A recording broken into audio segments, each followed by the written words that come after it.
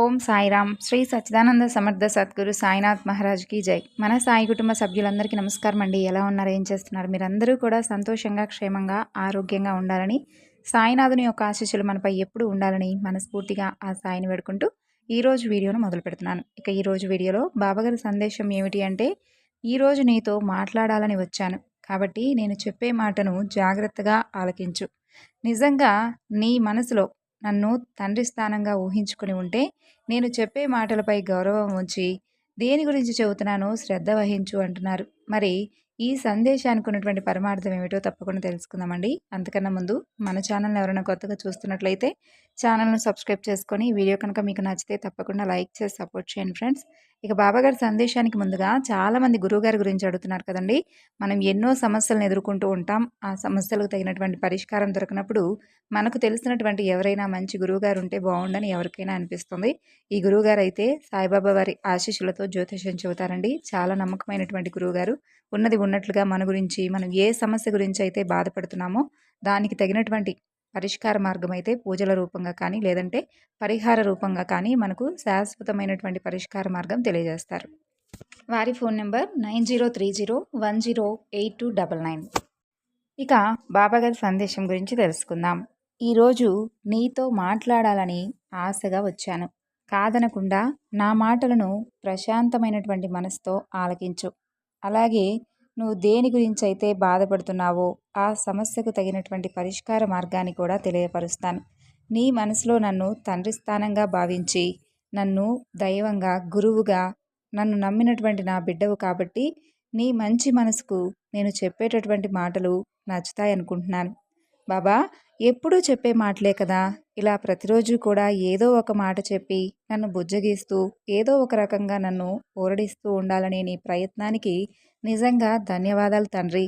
కానీ నా మనసులో ఉన్నటువంటి గాయం, నాకైనటువంటి గాయం కానీ, లేదంటే నేను ఏ సమస్య గురించి అయితే బాధపడుతున్నానో ఆ సమస్య నుండి అయితే నువ్వు శాశ్వతమైనటువంటి పరిష్కారం అయితే నాకు చూపించడం లేదు కదా. ప్రతిరోజు కూడా నువ్వు ధైర్యాన్ని ఇస్తున్నావు. నీ మంచి మంచి మాటలతో నన్ను ఎంతో ధైర్యపరుస్తున్నావు, సంతోషపరుస్తున్నావు. నేను ఒప్పుకుంటాను. కానీ మానవ నైజం ఏమిటంటే, మేము ఎదుర్కొనేటటువంటి సమస్యలను, మా మనసులో నుండి వచ్చేటటువంటి బాధను మేము ఏమాత్రం కూడా కప్పిపుచ్చుకునేటటువంటి ప్రయత్నం అయితే చేయలేకపోతున్నాం. ఈ కష్టాల సుడిగుండం నుండి తప్పించేటటువంటి మార్గాన్ని నువ్వు కూడా చూపించకపోతే ఇక ఈ జీవితంపై ఆశను కోల్పోవాలనే భావన ఏర్పడుతుంది. కాబట్టి మాకున్నటువంటి కష్టాలను కానీ, లేదంటే సమస్యలను కానీ శాశ్వతంగా వెంటనే పరిష్కరించమని మేము ఎప్పుడూ అడగం. కేవలం దానికి తగినటువంటి పరిష్కారాన్ని మా ముందే ఉంచేలాగా, లేదంటే మాకు మేముగా దానిని పరిష్కరించే విధంగా కేవలం ఒక సహాయాన్ని మాత్రమే అందివ్వమని అడుగుతున్నాను. చూడు బిడ్డ, ఇప్పటి వరకు నువ్వు చేసినటువంటి ప్రతి ప్రయత్నం కూడా నీకు విజయాన్ని అందివ్వలేకపోవచ్చేమో, కానీ ప్రతి ప్రయత్నం అయితే ఏ ఒక్కటి కూడా వృధాగా పోకుండా నీకు అన్ని విధాలుగా సహాయాన్ని అందివ్వబోతుంది.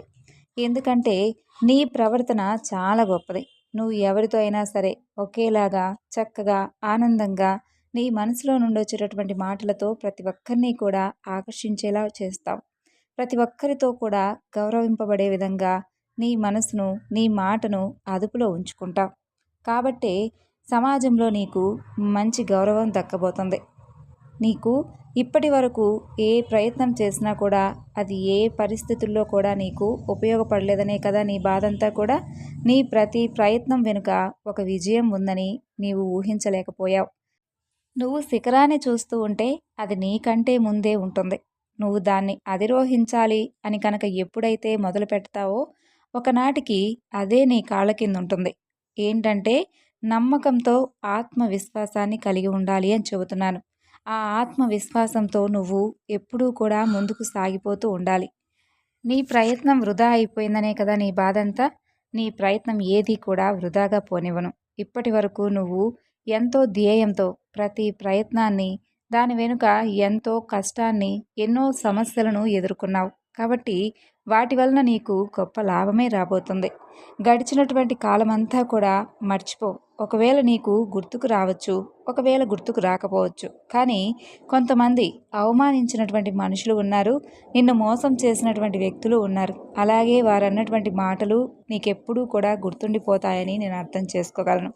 ఆ మాటలు నీ మనసులోకి వచ్చినప్పుడల్లా కూడా ప్రతి క్షణం వారిని ఏదో ఒక విధంగా ఇబ్బంది పెట్టాలనో, లేదంటే వారికి ఏదైనా కీడు జరగాలనో నువ్వెప్పుడూ కూడా కోరుకోలేదు.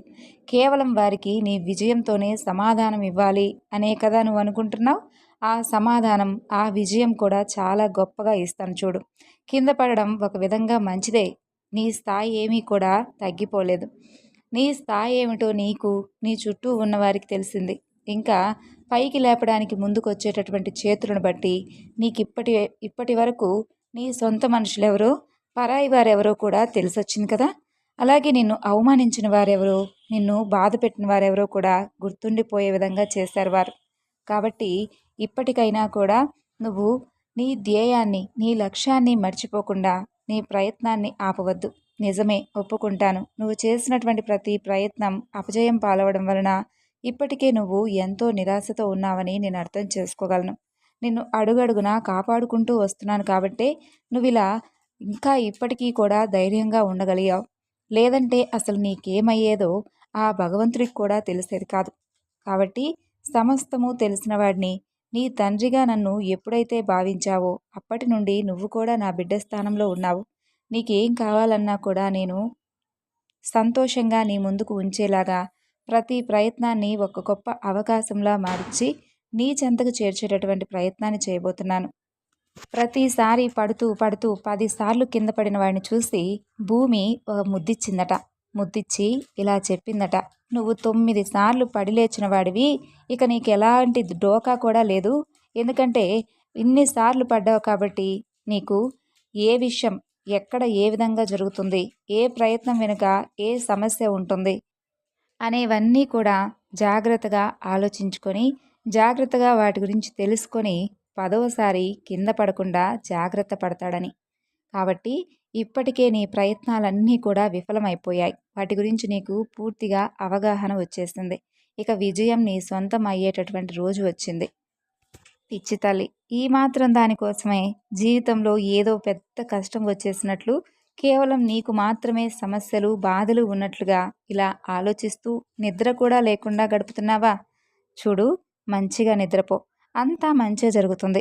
నా మీద నమ్మకం ఉంది కదా. నీ బాబా నీతో ఉన్నాడని పదే పదే తలుచుకుంటూ ఉండు. తల్లిలా, తండ్రిలా నిన్ను ఆదరించేటటువంటి నా ప్రేమ, అలాగే నేను చూపించేటటువంటి కరుణ ఎప్పటికీ కూడా వృధాగా పోవు. నువ్విలా నిద్ర లేకుండా జీవితంలో ఏదో కోల్పోయిన వాడిలా, లేదంటే జీవితంలో నాకు ఇంకెప్పటికీ కూడా మంచే జరగదు అనేటటువంటి ప్రతికూలమైనటువంటి ఆలోచనలు చేస్తూ ఉన్నంతకాలం నీ మనసు నీ మాట వినకుండా నిన్ను బాధ పెడుతూనే ఉంటుంది. మంచితనాన్ని, అలాగే నీకున్నటువంటి గొప్ప స్థాయిని ఎవరూ కూడా పొందలేరు. నీ మంచితనాన్ని నీకు ఎప్పుడూ కూడా శ్రీరామ రక్షగా ఉండే విధంగా భగవంతుడే నిన్ను స్వయాన అనుగ్రహించాడు. కాబట్టే నీకు వచ్చేటటువంటి ఆ జీవితం కూడా అందమైనటువంటి విధంగా, నువ్వు కోరుకున్నటువంటి విధంగా రాబోతుంది. ఆకాశం నల్లగా మారితేనే చుక్కలు కనిపించినట్లు జీవితంలో కూడా కొన్ని కష్టాలు పడితేనే సుఖాల విలువ తెలిసొస్తుంది. కాబట్టి ఇప్పటి వరకు నీ కష్టాలన్నీ కూడా శాశ్వతంగా తొలగిపోయి సుఖమంటే ఏమిటి, దాని వెనుక ఉన్నటువంటి పరమార్థం ఏమిటో నీకు తప్పక తెలుసుకునేటటువంటి రోజు రాబోతుంది. అయితే నీకు వచ్చేటటువంటి సుఖవంతమైనటువంటి జీవితాన్ని చూసి మురిసిపోవద్దు. అదే శాశ్వతమని ఎప్పుడూ కూడా దానిలో మునిగిపోవద్దు. అలా ఎప్పుడైతే అనుకుంటావో దాని నుండి నువ్వు బయటపడలేవు. కాబట్టే ముందే చెబుతున్నాను, సుఖం నీ వెంట వచ్చినప్పుడు నువ్వు దానిని ఒకేలా స్వీకరించు. అంటే కష్టంలో ఏ విధంగా అయితే ఉన్నావో, నీకు సుఖం కానీ సంతోషం కానీ ఉన్నప్పుడు కూడా ఒకేలా స్పందిస్తూ ఉండు. అప్పుడు నీకు జీవితంలో ఎప్పుడూ కూడా గర్వం అనేది లేకుండా సంతోషంగా ఉంటావు. నువ్వు కోరుకున్నటువంటి నీ లక్ష్యాన్ని నువ్వు సాధించాలి అంటే నీ బలం, బలహీనలతో పాటు ఎదుటివారి బలాలను కూడా అంచనా వేసే విధంగా ఆలోచించదగ్గాలి. నీకు రాబోతున్నటువంటి గొప్ప అవకాశాన్ని ఈ బాబా ఏ విధంగా సృష్టించబోతున్నాడో చూసి నువ్వే ఆశ్చర్యపోతావు. సంతోషంగా ఉండు. సో విన్నారు కదండి బాబాగారి సందేశం. ఈ సందేశం మీ అందరికీ కూడా నచ్చింది అనుకుంటున్నానండి. నచ్చితే తప్పకుండా మరికొంతమందికి షేర్ చేయండి. అలాగే మరొక చక్కని బాబాగారి సందేశంతో మరలా కలుసుకుందాం. మరి అంతవరకు నమస్కారం. ఓం సాయిరామ్. సర్వేజన సుఖినో భవంతు.